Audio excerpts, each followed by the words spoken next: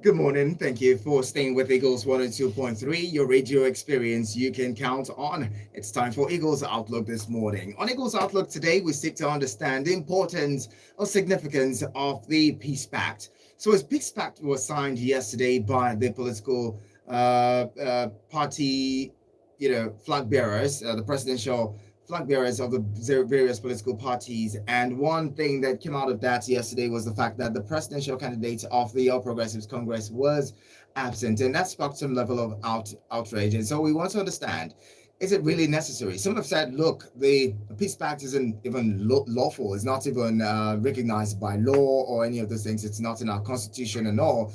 But some have said, look, it's very important to send a strong signal to the followers of the presidential candidates of these political parties as well, to say we are on the path of peace. We do not want to get involved in any form of violence or any form of crisis in the country. We would sue for peace, and that's what they say is one of the significance of that ceremony yesterday, where the presidential candidates took to sign that pact. Joining me to discuss that this morning is Dr. Lo Mefor. Dr. Lo Mefor is a public intellectual. He is also a political analyst. He's been there and done that. Thank you so much for joining us this morning, Dr. Mefor. Yeah, thank you. Good morning, Nigerians. Thank you for hosting me. Now let's get to it, Doctor. So this peace pact thing has been a tradition in the last couple of years. Every time there's an election cycle, the presidential candidates and the political parties are made to sign the peace pact, and that happened yesterday. People have been talking about the absence of Ashwaju Ahmed Bola Tinubu and saying several things. What do you make of that? I mean, the fact that it's not even in our constitution, is not legally required of any presidential candidates to sign that document. Why do you think there's all these flaws about it? Yeah, well, the issue of peace pact not being in the constitution is quite uncalled for. Yesterday, a friend of mine gifted the American Constitution to me, and so just a very slim document, very slim. I'm not sure it's up to 12 pages thereabout. So you can see if a country as huge as America would have their constitution as small as below 20 pages, you can see that it's not everything that can be contained in a constitution. That said, I think the peace pact is very fundamental, and it's not really about law. It's people coming to terms with very basic reality. There wouldn't be any need for laws, for constitutions, and all that if the people would conform to basic natural order of things. But you see, democracy in Nigeria is a work in progress. We are still a stable rule and not yet a democracy.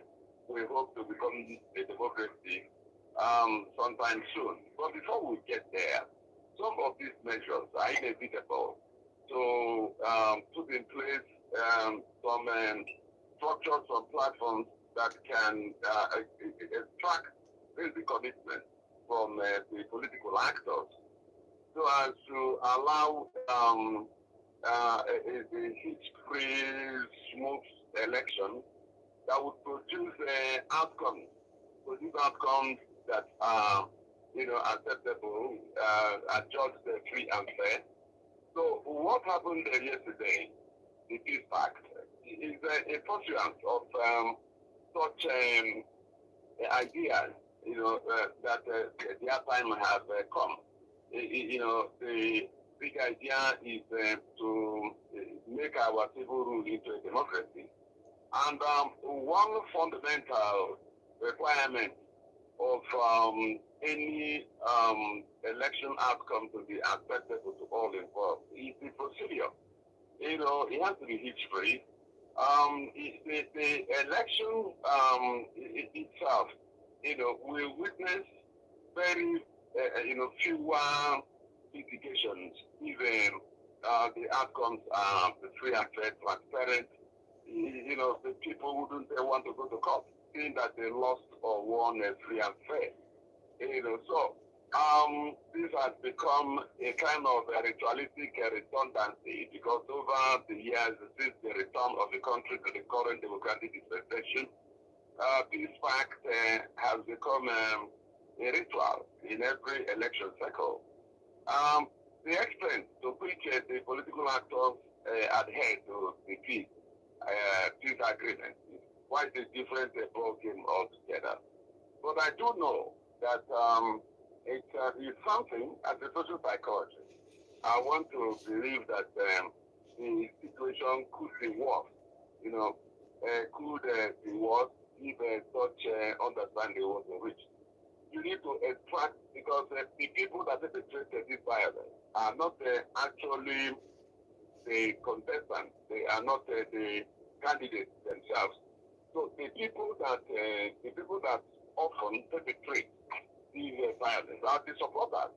So when you get the candidates to agree that that peace is inevitable and needed for the election to really produce acceptable outcomes, it is expected that those candidates would reach out to their supporters and get them to gain patriotic perspective and allow for peace, allow for decency. These are the assumptions behind the peace process. And but you see, there is always a problem. Those who want to achieve such peace need to also put into consideration that the people who are contesting elections in Nigeria are very desperate people. The contestants, the candidates are desperate. The political parties are desperate. And they want to win election at all costs. So this fact, under such condition, is bound to have a very minimal impact. So I think that what should be emphasized is enforcement. Because all the what you may call crimes committed by political actors are well captured in the criminal code, in the penal code, in the electoral act, in the constitution. So, but they don't get to hear that people are really persecuted. And when that happens, it is treated with triviality and frivolity. We expect that perpetrators of election violence ought to be dealt with decisively. But this is not what is going on. It's not what occurs at the moment. So this fact, for it to have impact, ought to be complemented by enforcement. Enforcement, very fundamental. People are afraid of enforcement of the law. So you see, persuasion, moral suasion, trying to persuade people to be peaceful during an election, it is just one aspect. But the real effective process would be enforcement of what the law says, what the law prescribes. But you don't get enforcement. Then finally also, the absence of the APC presidential candidate is,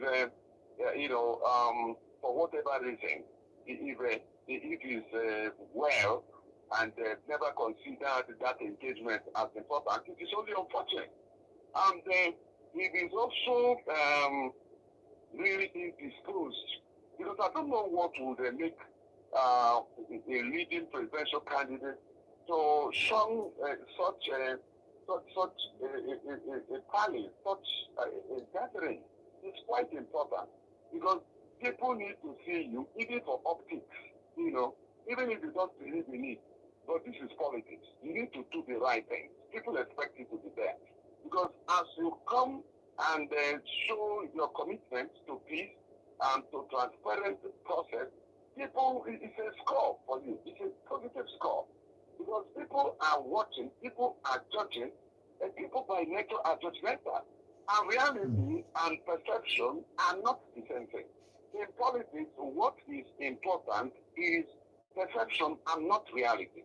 People are now spinning. If you go through the social media, you see people trying to create the reason why Tinubu was absent. People say he is sick. People say he can't. Even suggesting that his health may not be into the campaign process. And it's not good for him. It's not good for him. It's not good for his party. He needs to really prepare and join this race and really, go for it and give it his best shot. And win or lose, he will know that he did his best. Only that his best wasn't good enough or was good enough. Dr. Mifo, I'm going to stop. Yes. Go ahead. Wrap that thought up, and then we'll move. I was saying, I am not happy with the absence of Tinubu. If Tinubu is absent because he's unwell, he needs to check his health. If his health is not strong enough, he should drop from this race. He's still early. There is a provision. There's provision for a candidate to quit the race. It may be better for him to be health, depending on the kind of health condition that has kept him away from inaugurating his own UPC presidential campaign castle. And then his absence as a piece of talent. So if he checks out his health, he must. He's the only one that knows between him and the doctors. If he knows that they can't go through this, because one thing is going through the campaigns and winning the election, and you cannot really run the country. He's not being fair to himself and to his party and to Nigeria. So it's up to him. He should know whether or not his health is strong enough. In America, for example, presidential candidates declare their health conditions. They want to tell the world that they are fit, and they publish their health conditions. Even their mental status examinations are all in public domain. But in Nigeria, these things are shown in mystery and secrecy. And when you compare President Muhammad Buhari, he says he has not been the best since the last 7 years he became the president. And it's affecting his performance. Until today, Nigerians don't know what is ailing their president. It's not fair. You are a public servant, hired by the people, paid by the people. So the people reserve the right to know whether you are well or not. And if you are unwell, the kind of health condition that you are going through. I don't think it is right for them to keep this secret and private, because if their candidate job, it's no longer private. It involves 210 million Nigerians. So we want to know whether you'll be able to do the job. If Tinubu is a good man, no doubt, but his health is important. We must get his health in order. We must ensure that he can do this job. And like I said before, if he believes and sees and on the advice of the doctors that look, this job will be too stressful for him, it is still not too late for him to quit the race. Yes. Very well said, Dr. Mefo. Let's talk about the fact you mentioned that Nigeria isn't a democracy, doesn't have a democracy, but in a few hours, Nigeria turns 62, and in those 62 years, we've had uninterrupted democracy, what you refer to as civil rule, for about 23 years. What is that? Why do you still insist that we do not have a democracy? Well, it depends on what you see or call democracy. Democracy for me is the will of majority of the people. And for me, it does not in Nigeria yet. And I will explain what I mean. To start from the leadership recruitment process, that is where you start.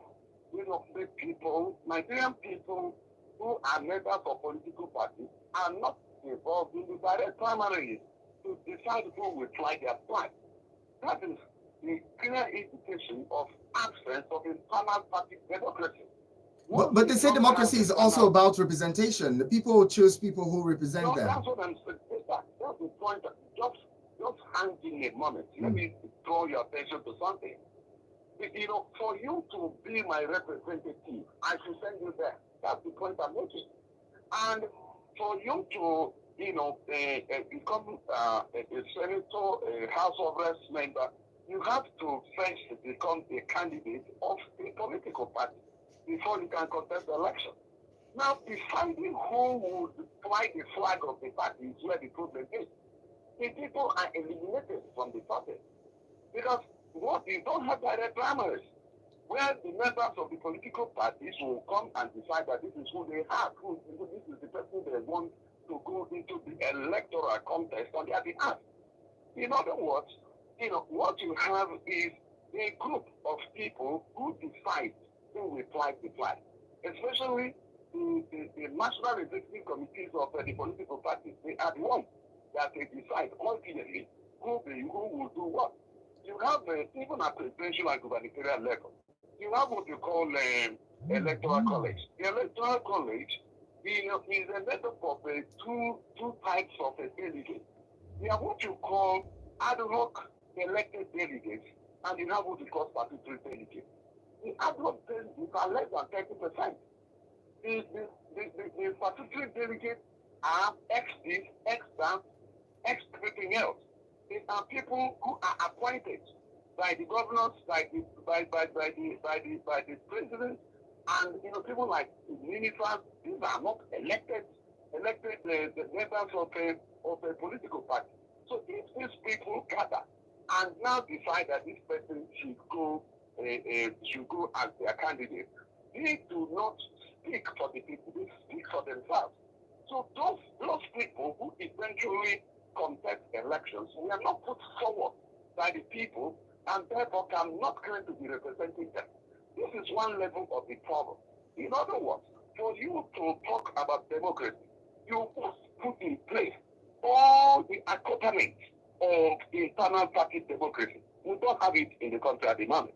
And again, you and I also know that the primaries at all levels are all bazaars. These things are bazaars. The tickets are sold. People buy the ticket. At gubernatorial level, at presidential level, you are a journalist and you know what I am talking about. That all the major presidential candidates bought their ticket. That is the crisis you are facing now in PDP. That is the crisis you're facing in NPC. They don't get these things resolved before mid-November. It's unfortunate they will not be able to really, because as they are dealing with their internal crisis, the labor and P2P movements are moving on, and that's just the problem. Now, that's where I stand. And, I have given you my operational definition of democracy and why I believe that democracy is still not in place in Nigeria. Very well, Dr. Mefo. Yes. Very well. It's a civil rule. I'll bring in our callers just before we let you go. We have a few more minutes before we let you go. 09073530044 and 09087668888. Those are the numbers to call to be a part of the conversation. You can send SMS and WhatsApp messages to 09097054450. Now, Dr. Mefo, I'll take you up on the internal crisis of the political parties. In the PDP, yes. We see just yesterday we saw National Working Committee members returning monies that was alleged to be bribes, by the chairman of the party. We also see it in the APC where the chairman of the party purportedly wrote to the presidential candidates claiming that some of them were left aside in the scheme of things when it comes to appointment of those who would run the campaign or the campaign council. Yeah. With all of this that's happening, what do you make of all the crisis in these parties? That's it. You see, it's because of that elite conspiracy. People have been shunted out of the political process in Nigeria. That is what this whole thing is all about. So the elite themselves are fighting among themselves. They cannot agree on how to share the loot and the booty, that they got. It's not about the people. It's not about Nigeria. It's not about development. You know, the APC national chairman is denying he didn't write the letter. However, you can see that the APC has now, increased the membership of the presidential campaign council from 420 to about 2,000. Very crazy takeoff. But you can see that the party is trying to carry everybody along. Because whoever, people, they are afraid that if you don't carry all shapes of the people along, that there may be further inclusion in the political parties. You can see what is going on in PDP. PDP, can't seem to find a formula for the weak challenge and weak factor. Weak has refused to be placated. He believed that he was shortchanged.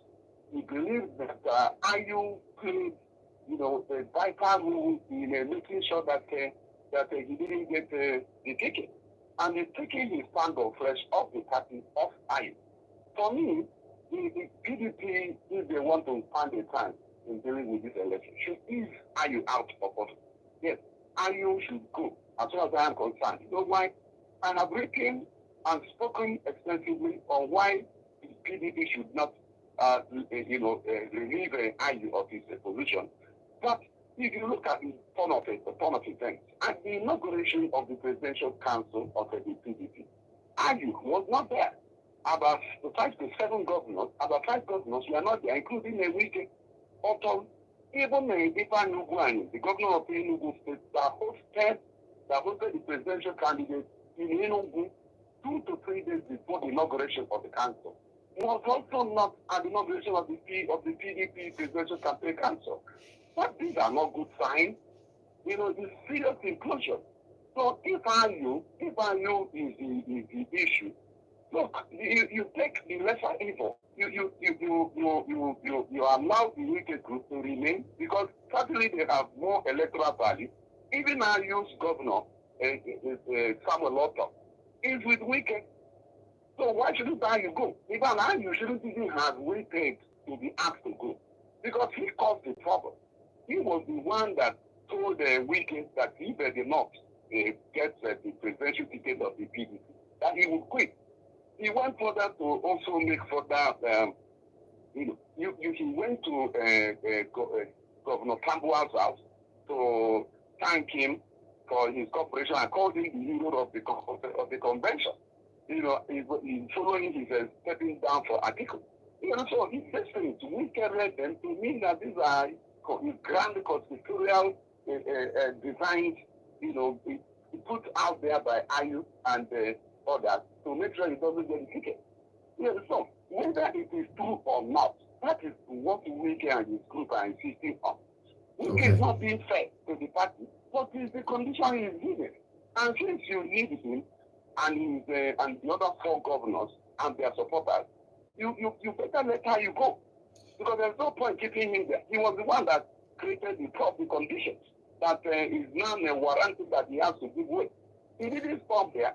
He rather than trying to carry everybody along, he dismissed the weak and others as children, as small boys.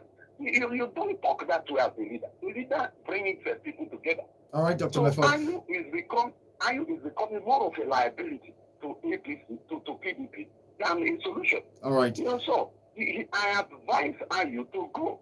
All right, Whether Dr. or Lefort. not he is right, he just has to go. If PDP will organize itself and stand the best chance to return to power at the center. Okay, let's bring in a caller quickly. Hello, good morning. Good morning once again, my friend. Good morning, Mayo. Thank you. On the issue of CSPAT, it is a wise idea that the stakeholders have put in place to avoid the experience of the past. What happened in 1979 and 1983 should not repeat itself, never in the life of Nigeria, and nobody wants to witness that. You don't need to necessarily sign this part before you can expose political criminals to justice. Yeah. There are laws in Nigeria that guide activities of everybody. If you commit any offense, whether political, whether otherwise, you should be exposed to the ambit of the law. And such people do not deserve to stay in the society. Because when they are starting their crisis, those who did not even participate, who do not even know anything about politics, will be exposed to danger. And I will never support any form of violence, whether as political activities or whatever. That's just by the way. Number two, on the issue of whether Nigeria is practicing democracy. Yes, we are practicing democracy. It is the system of government that we have chosen now. And it is known that in party primary or flag bearer selection, all over the world, that you have to, it is activities that is left in the hands of political parties. Okay, my Everybody cannot participate in the primary at the same time. Okay. Who is going to conduct it? All right, Mayowa. From your guess, if Nigeria will only be practicing democracy only if the candidates win. And that's when you hear this is the beauty of democracy. All right. Democracy is working. Thank you very much, Mayowa. We'll have to let you go. And Dr. Mefo, in less than 1 minute, how do you respond quickly as we close, as we let you go? Well, that's his own opinion, but direct primaries has been practiced in Nigeria using option A4, under INEC chairmanship of Professor Humphrey Musu. It's clear, that direct primaries can work. It has perfectly worked in Nigeria. If we prefer to have former ministers, present minister, and all those people, decide who will represent us, that's so be it. But that is not democracy. Democracy is about the people. Any process that removes the people from the process is not a democratic process. That is my own position. I may be wrong, but it's where I stand. So direct primaries for me will decide that the people are in a position to hold our flag. For now, it is not what of things. Dr. Lomefo, public intellectual as well as political analyst. Thank you so much. Really, thank you so much for joining us this morning. Appreciate your time. All right, the conversation continues. Some other time. Absolutely, we'll be glad to have you on. Thank you so much, sir. Thank you. Now, the conversation continues. Give it with us on your radio experience. You can count on.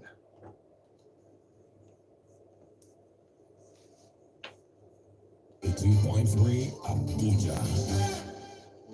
The Federal Ministry of Water Resources, in collaboration with the World Toilet Organization and the organized private sector in water, sanitation and hygiene, OPSWASH, presents the 2022 World Toilet Summit with the aim of creating strategies and new partnerships to end open defecation by 2025. Date, 18th and 19th November 2022. Theme, Sanitation Innovations for Economic Development. Venue, Transcorp Hilton Hotel, Abuja. Join the global conversation around sanitation with high-level panelists from the World Bank, SHF Geneva, USAID and others, as well as renowned leaders including the United Nations Deputy Secretary General, the Honorable Minister of Water Resources, Honorable Minister of Environment and other state governors. Chief host is His Excellency President Muhammadu Buhari, GCFR, to join as an exhibitor showcasing technologies that can boost the sanitation economy, or as an attendee. Register now at www.wtsnigeria2022.com.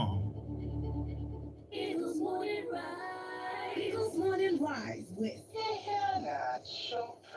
And while the conversation continues, I'll bring in your calls, your thoughts rather, as we continue the conversation. I'll bring in my second guest, who's going to be joining us shortly. 090-7353-0044 and 090-8766-8888. You're on to Eagles Outlook on your radio experience. You can count on. Hello, good morning. Good morning. Thank you so much for joining us. Yeah, once again, good morning. It's Abdullah Mekano calling from Kubo. Abdullah Mekano, I'm glad you're here. Yes, sir. So we are all watching what is going on at the moment concerning our various political parties in the country. I can tell you that both the ruling party and the biggest opposition party in Nigeria have internal crisis, and the crisis is going to eat up the parties. I don't think if the biggest opposition party in Nigeria can win this 2023 general election. Even the ruling party, as far as is concerned, they can't win this election free and fair unless political rating so that the only way they can win the election. But if we are to contest free and fair election in Nigeria, the ruling party has automatically failed. Nigerians are not ready to vote both the biggest opposition party and the ruling party. Look what is going on now. Look at the issue of allegations against the chairman of the People Democratic Party and the people came out. And even the ruling party, their own internal crisis is also deeply going on because of the problems they have. And they talk to the promises they have took the Nigerians in 2015 and 2019. So once the parties have automatically failed, we are now looking for new parties to come in and rescue Nigerians. We are tired of the federalizations of our future. They have destroyed the country. They have destroyed everything. We have no future in Nigeria, especially the Nigerian youth now. We have no future at all. So we are now looking for the new political parties with new political ideology to come and rescue Nigeria. We are tired. We are tired. We are tired. Okay. Allow those new parties to come in so that we can see new faces, new All right. changes. All right. Allow you take over at the ideas of this country. You want capital, and you want to keep the economy of Nigeria, have keep the future of the country. So allow the new faces, the new generation to come and become the leaders of Nigeria. All right. And God bless my great country, so called Nigeria. Thank you, very Abdullahi. much. Appreciate you. Have a very fantastic weekend. Hello, good morning. Hello, good morning. The quality of this call is really poor. I'm going to have you call us back. Please call us back. Hello, good morning. Yeah, I greet you. Good morning. I greet you too. What's your name, sir? Yes, you see, anyone that tell you that peace accord doesn't matter. Just because their candidate was not there, so they are looking for how to defend it. Is this Mr. Sunday? Yeah, Mr. Sunday. Yes. Okay, go ahead. You cannot defend something that is abnormal. You understand? Peace accord was initiated. Hello, can you hear me? Oh, I can hear you loud and clear. Go ahead. Peace accord was initiated in 2016 election because of the experience of 2007 and 2011 election. So it works. Hello? I can hear you. We can hear you. We can hear you. Go ahead. Okay, and it works. Because of the peace accord signed by Goodluck and Yar'Adua and Buhari, there was much violence in 2016 election. And during the election, and during the campaign, Goodluck said his political ambition does not want any man's loss. And he maintains it. During the election and after the election, he maintains it. And Buhari was able to talk to his supporters to allow peace reign. So anybody that tells that peace accord is not constitutional, who made the constitution? Constitution is power for amendment. And the constitution does not, sometimes there's always a bad law. Everything doesn't contain a constitution. As the days are going by, events are taking place, constitution has to be amended. Okay. So many things have to be injected as a bylaw. So initiating the peace accord is part of it. So what the National Assembly needs to do now is to, during the constitutional amendment, try to be accommodated in our constitution, and that there will be a law backing it. Any of the political parties that is supposed to fail to abide by this accord, the next area should be held responsible.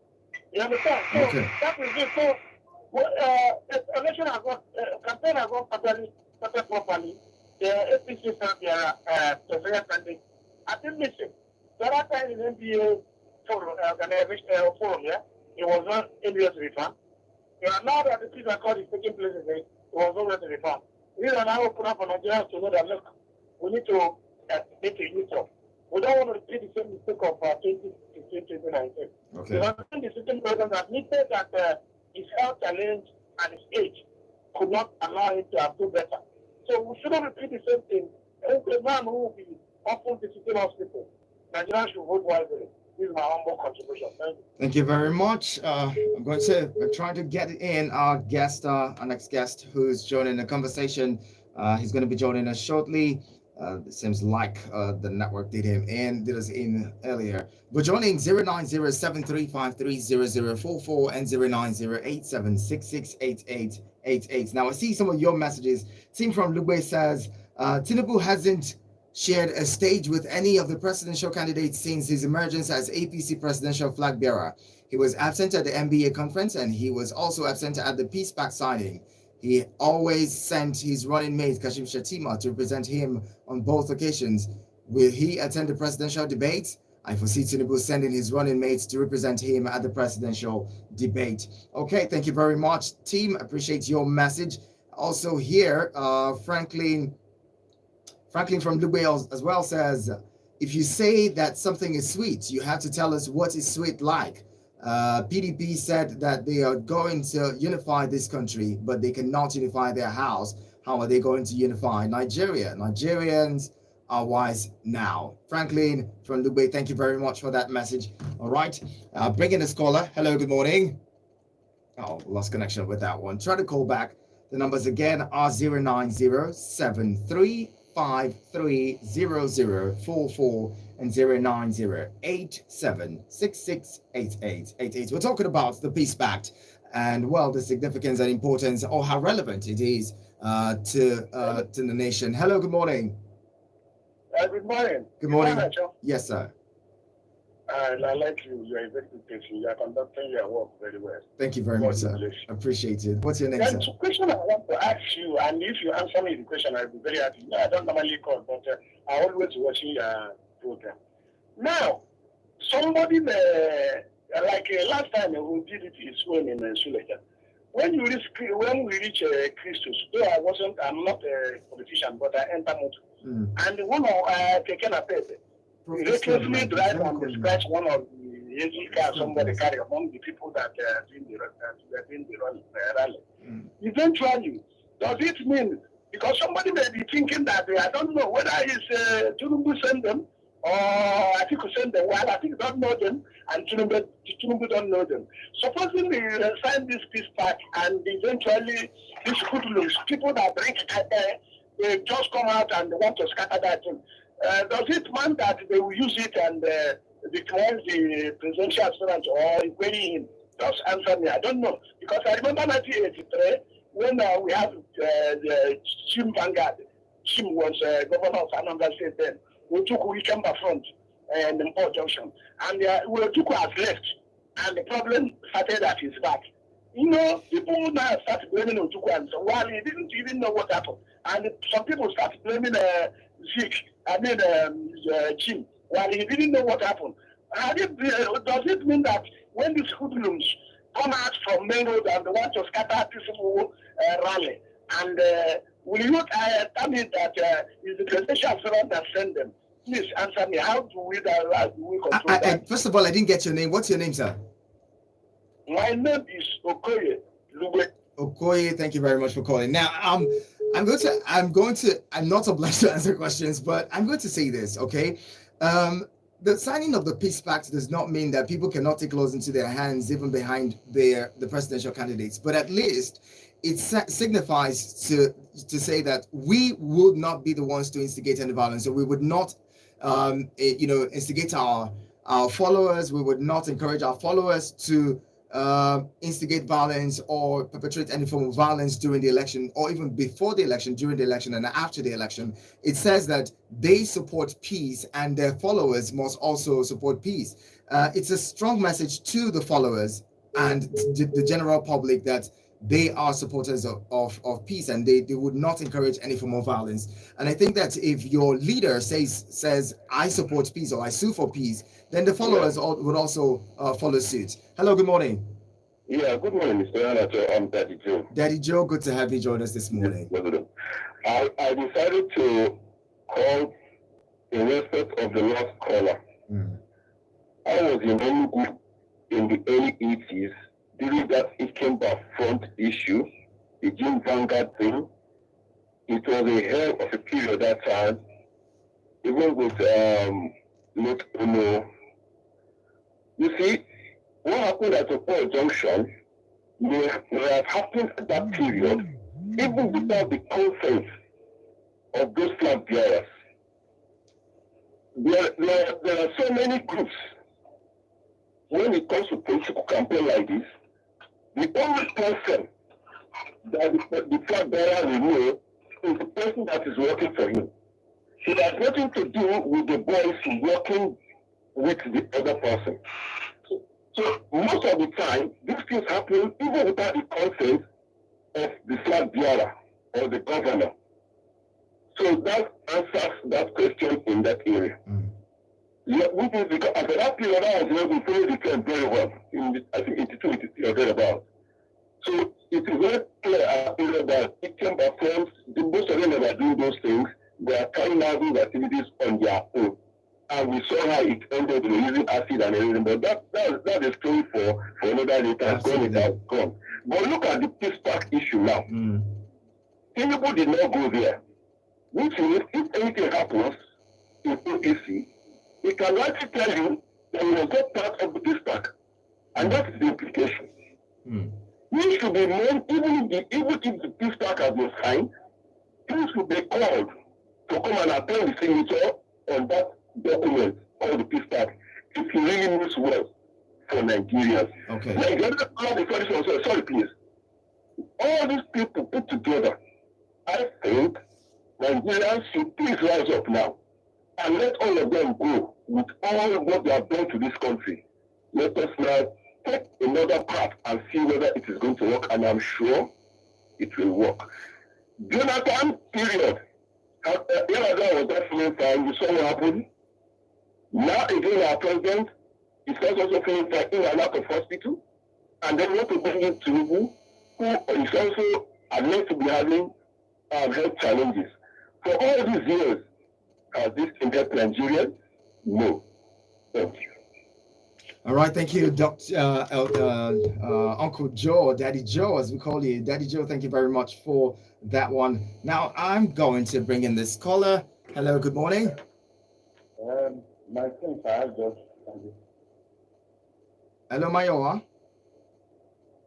Hello. You're breaking out. It's quite noisy. I can hardly... Mayowa, please call us back. It would be good to have you hear you clearly. Hello, good morning. Ian, I tell you, like speaking so much grammar. Somebody asked a simple question. You give a simple answer. The body movement of the aspirant determine what the boy does. Okay. When Olubebe was raising eyebrows during the... Just hold on. Just stay on the line, sir. Stay on the line, sir. Yes, I can hear you. I'm with you. When Olubebe was raising eyebrows towards during the announce of the 2015 election, he's trying to foment trouble, and Goodluck called him.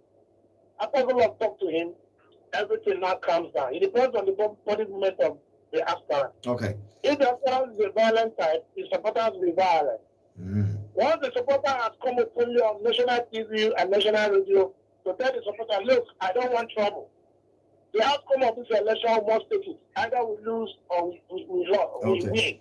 We must take the outcome. Thank you very much. Once the aspirant has declared it before the ears of supporters, they will do the right thing. Thank you again, Mr. Sandy. Thank you very much for calling. Now, I have my guest in. My guest is Professor Lowell Adedoyin, and I'd like for us to continue this conversation along that line, because Professor Lowell Adedoyin is a House of Assembly aspirant or candidate on the Labour Party for Kwara State. He's joining us this morning. Professor Adedoyin, good morning, and thank you for joining us. Good morning, sir. Okay, so we've been talking about the peace pact that was signed yesterday, and people have raised issues about the absence of the presidential candidates of the All Progressives Congress. What do you make of that peace pact and the absence of the APC presidential candidates? Well, money shows the day, child shows the man. If we have such a national event yesterday that we're expecting to be there, and it's not there, and the party have not been able to provide a logical reason why it was absent, then that tells you that the vote for Ashiwaju or APC is another vote for an presidential president who will move properly. So it's a red flag for students to be absent, taking sick leave, doing preparation for examination. That tells you what's going to do when during the examination, the outcome, what the outcome is going to be. So it's not a good thing for Nigeria, and it's a red signal that we should not do that line. Well, I'll take you up on issues around your forte. You're an economist, and we've always had conversations around the economy. I'm going that. Let's look at that quickly. People have said that economists like you have said with this kickoff of the campaigns that inflation would increase and also the exchange rate would hit the roof. Some people are also predicting 1,000 naira to a dollar by November, December. What are your thoughts on these kinds of predictions? Well, let me tell you by saying that the managers of our economy at this point in time, it's just unfortunate that we have this set of people managing our economy at this point in time. They've shown incompetency. They've shown that they don't know anything about economy at all. Now, with the current situation now, you agree with that when this government came to power in 2015, our exchange rate was about 197 to a dollar. But now, our exchange rate was about 170 to a dollar, depending on the market we're buying from. But now it's about 730 to a dollar. And then the projection is that if you don't change the narrative before the end of this administration, come in 2023, we can't be lesser than 1,000. We should be thinking about 1,000 to a dollar to revive our economy. One, it makes cost of living very expensive. Nigeria imports. I would like to in this nation we believe in do more importation. And then because if you look at the industry here are gone. The power sector they gave all these promises that they got to the power sector. They didn't fix the power sector. They are just coming up with grammar and excuses. And the beginning of failure is when you find a person to blame for your own inaction or your failure. And that's what this government is known for. Economic-wise, they couldn't manage the economy. The industry has gone. The power sector is gone. And then insecurity is affecting everything. You could imagine even farmers could not go to farm. There is inflation everywhere. So that tells you that the way the people are managing the economy it's a sorry case for Nigeria. The exchange rate regime cannot go with the way they are managing it now. Now, all they're supposed to give us, footing, because exchange rate is a function of what you sell to the external world and what you buy. Because we could not significantly reduce our consumptions of imports. Then our export also is going down. All they're supposed to give us, leverage. We couldn't even meet up with our quota. I tell you now, this is the time that they're supposed to maximize the opportunity. Every other oil producing nation in the world is maximizing the opportunity between the Russia-Ukraine war. But the reverse is the case in Nigeria, we are paying higher. Because we couldn't meet up with the production quota. So, and then besides that, we couldn't meet up with the production quota. This is the highest in history of Nigeria that we have case of oil theft. They kept telling us that ships of oil kept missing everything. And now you will recall with me that you agree with me that the DG Custom came to say these people are now saying these oil things. They must be probably government officials because you don't ship oil in your pocket. And cargoes of oil will not leave our shore. Just like I think maybe Texas living in Pact. So that means the level of corruption, our own exchange rate regime, failure of our exchange rate regime is beyond the ordinary economic sense. It's structural, it's government induced. And then you look at the issue of rate change. Under this government, rate change the number of rate change in government and in circulation activity has increased more than double. Because why? The rent-taking behavior well by the current government. So the people that projected that our exchange rate regime will worsen up to the level of $1,000 to $1, they could be right. They could be right until we change the narrative. Thank you. All right, Professor Adedoye, it's quite unfortunate we couldn't connect earlier because of the network. I'm hoping to have you back on Monday so that we can continue this conversation. I hope you don't mind. Thank you so much, Professor Lawal Dodoi, for Kwara State House of Assembly there on the platform of the Labour Party, joining us. We hope to have him back. Thank you again. Appreciate your thoughts, sir. Now let's go read this final message as we close it this morning, and it's from. Was that Dr. Chinedu? Dr. Chinedu says the pride and arrogance of Tinubu, which his party chairman has alluded to in his recent letter, smells to high heavens. Forget APC rebuttal of the letter. Ordinarily, politicians are supposed to be accessible, especially during electioneering. Pete Tinubu has consistently been out of public attention and hardly says a word to Nigerians. He thinks Nigeria is Lagos State, that he thinks is in his pocket. Anyway, this is a good place to drop down the conversation this morning. Thank you to everyone who's been a part of it. To those of you who are trying to call in and share your thoughts, I'm really sorry our clock is in the ceiling. We'll have to go now. Hopefully Monday we'll be back with a fresh subject of conversation, and we hope that you join in and share thoughts with us as well. My name is Ihanacho Prince. Feel free to call me His Radio Highness of Abuja. But for now, have a very fantastic weekend. Thank God it's Friday.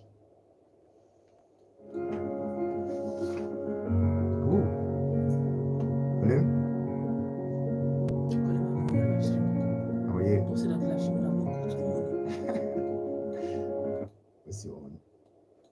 What's your Your number one radio experience you can count on. Eagles 102.3 Abuja. Intro, outro. This is Eagles 102.3 News, your number one radio experience you can count on.